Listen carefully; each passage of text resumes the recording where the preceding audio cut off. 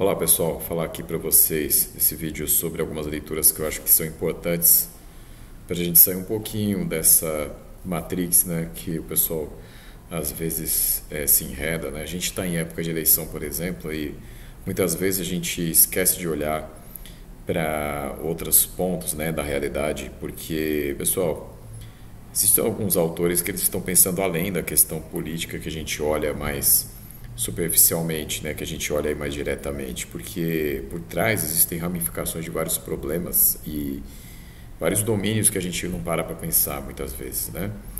Então, por exemplo, se a gente for pensar a partir da perspectiva de um livro chamado A Superindústria do Imaginário, que é de um autor brasileiro chamado Eugênio Bucci, ele ajuda a gente a entender o sistema que a gente vive, né? Porque, pessoal, se a gente for imaginar, existem as Big Techs hoje em dia, né? Se você for pensar no GAFAM, né? Que é o Google, Amazon, Facebook, Apple e Microsoft, são 10 super empresas, né, da tecnologia que dominam o mercado e são todas empresas americanas, né? O mais importante não é que elas são americanas, aqui no caso que eu vou falar, mas é o sentido do que elas valem, né? Elas valem muito, elas valem 10 trilhões em valor de mercado, isso lá em 2020 já. Então isso aí dá mais de 5 vezes o PIB do Brasil, por exemplo. E essas empresas, pessoal, elas hoje moldam aí sentimentos, elas moldam a sensibilidade das pessoas, né? Então tem até uma passagem interessante lá para perto do final do livro do Eugênio Bucci, que ele fala que hoje, né, se você for comparar o que era uma criança trabalhando na época da Revolução Industrial com o que uma criança hoje faz com o celular, é uma perversidade muito grande, porque se lá já era perverso na questão física, né, da exploração do trabalho por várias horas diárias, hoje você trabalha sem perceber, porque uma criança ela está ali sendo moldada e todas as crianças estão repetindo as mesmas coisas, né? Até os adultos também, eles falam as mesmas coisas, as mesmas frases, as mesmas ideias. Lembra muito aquela ideia da novelíngua, né, do George Orwell, lá do 1984, que coloca ali que as pessoas elas vão se acostumando com os mesmos termos, né, as mesmas palavras, ou seja, a semântica ela fica empobrecida, né, porque as pessoas elas repetem as mesmas ideias e é o que vem acontecendo. Então as pessoas elas veem os mesmos vídeos, então a sua sensibilidade ela fica moldada para ser muito parecida com a do próximo ali, né? Então é uma passagem interessante que ele fala, porque hoje você fica ali na frente do celular mais de 15 horas por dia, né? Até mais, as pessoas nem dormem e elas estão sendo moldadas, né? E tudo isso são dados, pessoal, que vão ser utilizados para a formação dos próprios gostos, né, mercadológicos das pessoas. Então você vai no mercado, vai ter lá a roupa que você vai sentir que tem a sua cara, os produtos que tem a sua cara, porque há todo um esquema de performance que vai lidar com desejo, né? Então você vai olhar para a mercadoria, aquilo vai despertar o desejo em você, porque aquilo vai te tirar do cotidiano, né? Você vai olhar para um videogame, você vai olhar para um sapato e vai ver que não é apenas mais o produto, mas a imagem ali, né? Então a imagem vai ser trabalhada e tudo isso, pessoal, a partir de dados que nós fornecemos, porque o nosso olhar hoje é a força de trabalho, né? É legal ali que ele vai trabalhar com a ideia de valor de gozo, né? Porque nós temos o valor de uso, né? Que é quando você obtém algo que você realmente vai ter como utilidade. O valor de troca, que é, na verdade, a intenção do lucro, né? Que as coisas elas são trocadas no mercado, não apenas pelo valor de uso, né? Mas pelo valor de troca, né? Quando você está numa sociedade completamente regida pelo valor de troca, o que importa ali é o lucro, né? É a mais-valia que vai se obter a partir daquelas vendas, né? E o valor de gozo, né? Que assim, hoje é o principal, né, nesse mundo que a gente vive, né? Ou seja, você obter um produto não pela utilidade dele. Alguém já ganhou com o valor de troca ali a respeito daquele produto, mas com o valor de gozo é o que? É você trabalhar esse desejo, né? Ou seja, você quer ter aquele produto não pela utilidade, mas porque ele vai te satisfazer de alguma forma, né?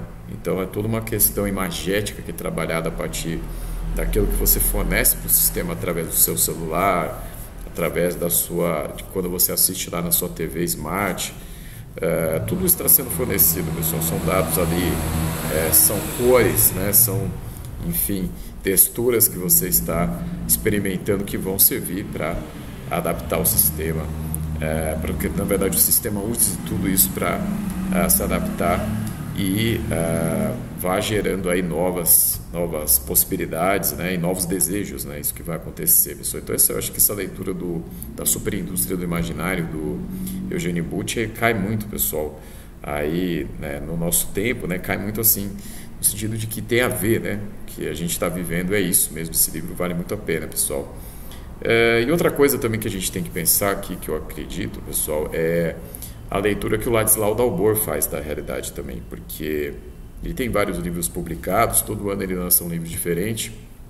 O último que eu li foi O Pão Nosso de Cada Dia. Eu também já li A Era do Capital Improdutivo, né? Ele lançou outros livros, né? Mas essa leitura que ele traz das grandes corporações, né? Das grandes empresas, dos grandes bancos, dos intermediários comerciais, né? Que são os traders, todos eles, pessoal, eles trabalham. Enquanto nós estamos aqui observando, por exemplo, a questão das eleições, esses intermediários financeiros e comerciais vão trabalhando, né? Então, o que acontece muitas vezes é que o dinheiro de milhões, né, para eles não é nada, né? Milhões não é nada, porque nós estamos falando aí de bancos, muitas vezes, que tem participação em fundos de investimento. Esses fundos de investimento têm, às vezes, o tamanho da China em questão de valor, né? Assim, se você pegar o PIB da China, pegar, por exemplo, o fundo BlackRock, é praticamente a mesma coisa, né? Tá certo que o PIB, os economistas não gostam muito de fazer essa comparação, porque o PIB é toda a questão da produção do país, tem todo um cálculo mais complicado para fazer, mas vamos resumir aqui que seja todo o produto, né, que o país produziu, todo aquilo que ele produziu num determinado ano. Se você comparar o valor de mercado de uma BlackRock, por exemplo, todo o dinheiro que ela tem é a mesma coisa do PIB da China, por exemplo, né? Imagina um fundo desse brigando, por exemplo, com um país como a Argentina, né? Com o Peru, com o Chile, né? Como queira. Então é uma disparidade de forças incrível, né? Então você só tem a China mesmo capaz de brigar com um fundo desse e os Estados Unidos, né? A gente pensa em estados nacionais capazes de brigar com esses fundos de investimento, né? Com os bancos a mesma coisa. Se a gente pensar no Santander, se a gente pensar no Barclays, se a gente pensar... são bancos enormes também, né, pessoal? Então, como é que um país briga, né? Então, o que são os políticos, né? O que são essas pessoas que a gente às vezes fica brigando por elas, né? O que são essas pessoas, o que são esses líderes perto desses fundos de investimento, perto dessas grandes corporações transnacionais, né? Perto de uma Google, perto de uma Apple, né? O que são essas pessoas todas, pessoal? Então, tem uma disparidade de forças muito grande, né? Então, às vezes a gente vê por aí as pessoas falando do Estado malvadão, né, pessoal? Mas o que é esse Estado malvadão, na verdade, perto dessas grandes corporações? Será que é o Estado que é malvadão mesmo? Ou essas grandes corporações, né, pessoal? Então, fica aí a reflexão. Então, procurem, pessoal, procurem esses autores, né? O Eugênio Bucci, né, com esse livro A Superindústria do Imaginário, o Ladislau Dalbor, com esse livro O Pão Nosso de Cada Dia, e também A Era do Capital Improdutivo, fora os outros livros dele que são facilmente encontráveis aí na internet, né, pessoal? Então, é isso, pessoal, só para a gente pensar um pouco aí. A gente fica por aqui, até mais, pessoal, até a próxima.